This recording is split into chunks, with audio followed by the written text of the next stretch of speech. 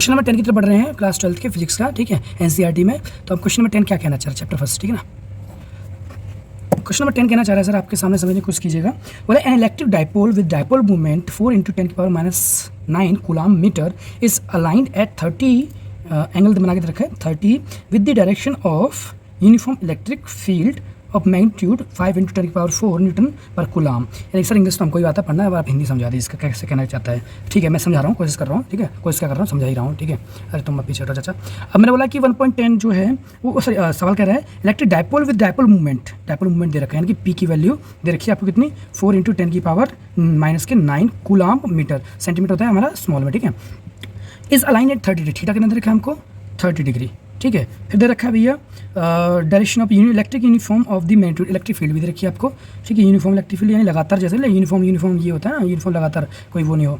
तो बोला चाह रहा है कि 5 × 10⁻⁴ न्यूटन पर कूलाम, ठीक है। और क्या दे रखा है सर, कैलकुलेट दे नहीं रखा है, निकलवाया है, calculate the magnitude of the torque acting on the dipole, मतलब कि डायपोल पर, अब जैसे हमने ना ये इलेक्ट्रिक फील्ड में ये रख दिया हमने कोई चार्ज, दो चार्ज रख दिया इक्वल एंड अपोजिट, अब ये मूवमेंट करेगा ऐसे, देखो ऐसा होता है, ये डायरेक्ट डायपोल मूवमेंट करना सुना होगा, ये स्ट्रेट चार्ज रखा हुआ था, दो चार्ज रखे हुए थे, ठीक है ना, पूरी इलेक्ट्रिक फील्ड में, समझ में आया। तो इलेक्ट्रिक फील्ड वैसे क्या होंगे, ये रोटेट करने लग जाएंगे तो ओरिजिन से, क्योंकि ये माइनस का होगा और ये मान लो प्लस का होगा, तो ये प्लस की तरफ इधर खींचेगा और माइनस का कहाँ जाता है, आगे तरफ जाता है। ये डायपोल मूवमेंट का कॉन्सेप्ट है, तो ये रोटेट करेगा, कुछ एंगल से रोटेट कर रहा है, तो वो एंगल कितना दे रखा है हमारे पास, कितना, जिस मान लीजिए ये है ना, ये रोटेट कर गया, ठीक है, तो ये एंगल दे रखा है हमको कितना का 30 डिग्री का, कितना दे रखा है 30 डिग्री। क्लियर हो गया, समझ में आ गया। अब हमें टॉर्क निकालना है, टॉर्क का क्या होता है फॉर्मूला, टॉर्क का फॉर्मूला होता है PE sin थीटा। देखो ये अभी 25 तक सवाल है ना, बच्चे जैसे सवाल है, बिल्कुल मक्खन जैसे होते चले जाएंगे, ठीक है।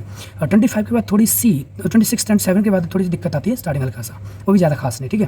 तो P कितना दे रखा है हमको भैया, डायरेक्ट लगाओ 4 × 10⁻⁹ coulomb metre into electric field कितना दे रखा है 5 × 10⁻⁴ और साइन थीटा यानी कि sin 30, ठीक है। sin 30 की वैल्यू आपको पता ही है ना, ठीक है, तो मैं 1/2, ठीक है, चलो 1/2 लिखते ही यहाँ पे क्या हो जाएगा सर, ये 4 कैंसिल हो जाएगा 2 से, ठीक है।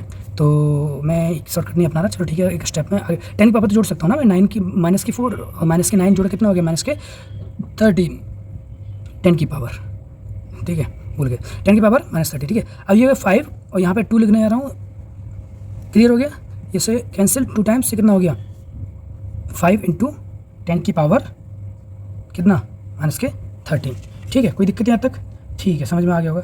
हम गलत तो नहीं लिखते वैल्यू, 10 की पावर 4 प्लस में है शायद सवाल में, हाँ प्लस में है, सॉरी 10 की पावर 4 प्लस में है, तो यहाँ कितना हो जाएगा 9 में से 4 गए -5 बचना चाहिए, ठीक है। ये प्लस में गिवन था, हमने माइनस का लिख लिया था, ठीक है, गलत हो जाता, प्लस का 4 हो गया, यहाँ पे क्या हो जाएगा, आगे हमने क्या करना है, यहाँ कितना होगा -5, क्लियर। अब सर सवाल में तो कॉपी में तो ये आंसर ये है नहीं, आप ये बताने कौन सा बता दिए, का आंसर तो 10 की पावर -4 दे रखा है इसमें, ठीक है। 5 हो, यहाँ भी 2 भी तो रह गया, या 2 × 5 हो गया, 10 हो गया ना, ये 10 × 10 की पावर -5, तो एक पावर कम होगी ना, तो 10 की पावर -4 आंसर आ गया न्यूटन मीटर, समझ में आ गया, क्लियर हो गया, समझ में आ गया नहीं आया, ठीक है। तो 10